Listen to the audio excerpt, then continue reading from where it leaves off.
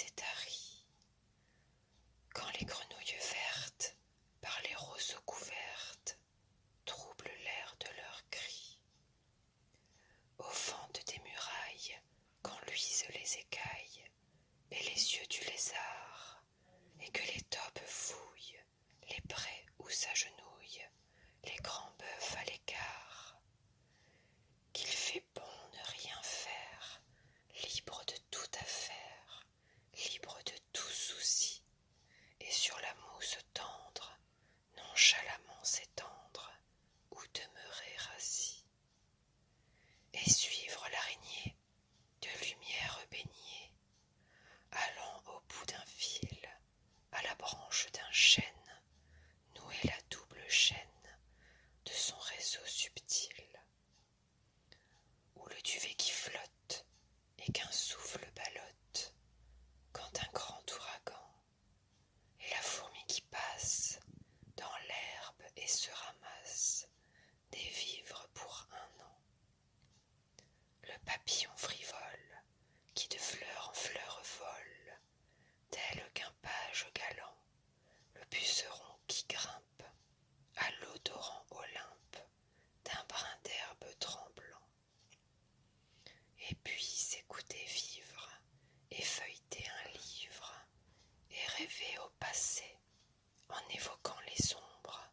ou riantes ou sombres d'un long rêve effacé, et battre la campagne et bâtir en Espagne de magiques châteaux, créer un nouveau monde et jeter à la ronde pittoresques coteaux, vastes amphithéâtres de montagnes bleuâtres,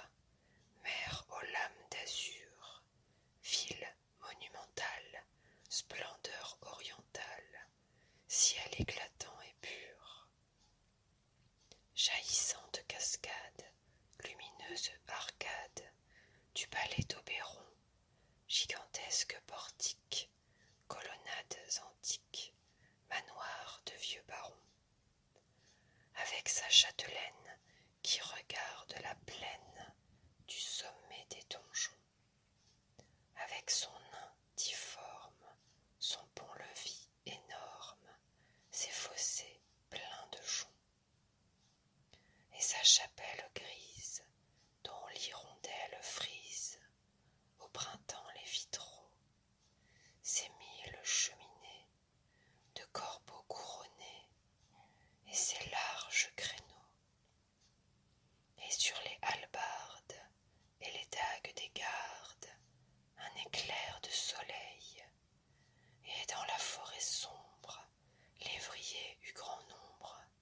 et joyeux appareils, chevaliers, damoiselles, beaux habits, riches selles, et fringants bas le froid, varlets qui sur la hanche ont un poignard au manche, taillé comme une croix.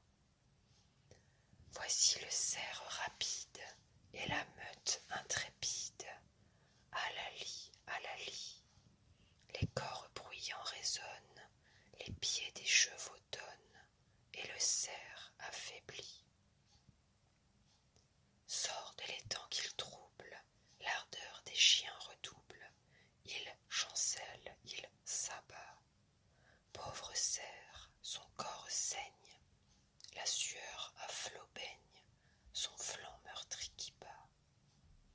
Son œil plein de sang roule, une larme qui coule,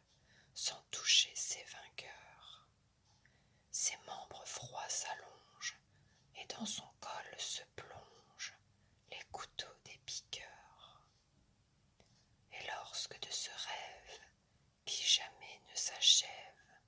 mon esprit est lassé, j'écoute de la source, arrêté en sa course,